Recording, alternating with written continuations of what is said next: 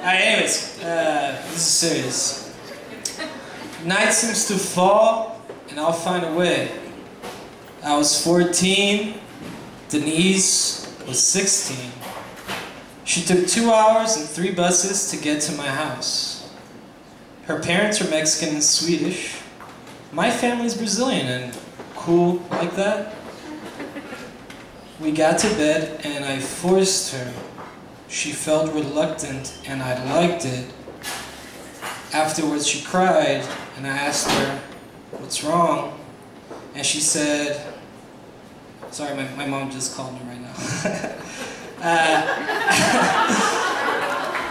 which is really who I should be telling this to. And I asked Denise, who I forced, I said, "What's wrong?" And she said she wanted to lose her virginity to me, but not just yet. She wanted to wait a little bit longer.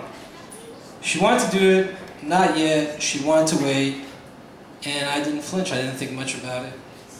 And when I was 17, my friend Albert asked me and my friend Thomas, he said, "If the world was ending and all society was crumbling around you, and law became a mere shadow of itself, who would you rape?"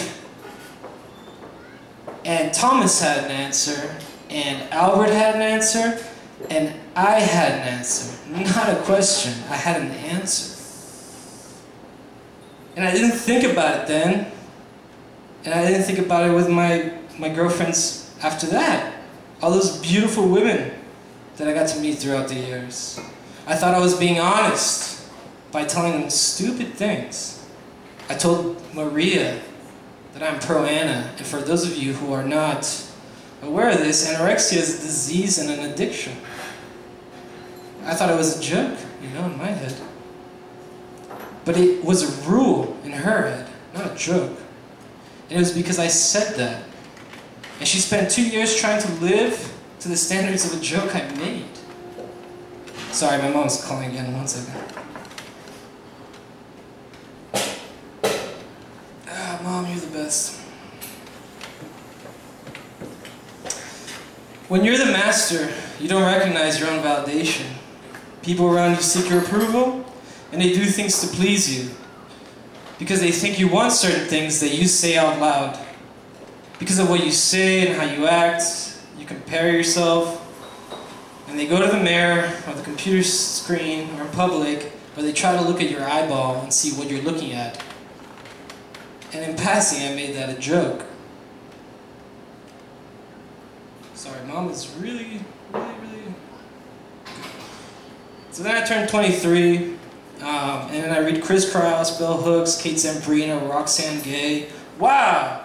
I started to understand things from a female point of view.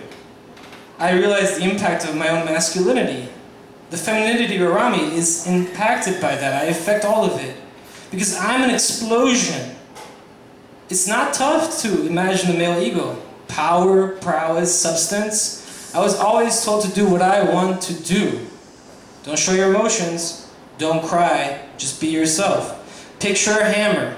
It's at your parents' house in the garage, and it's lying there on the workshop bench. It's useless until you pick it up and you smash it against something and you destroy that thing. Something frail, something weaker than you, hopeless. It shatters, and that's what I used to do to women.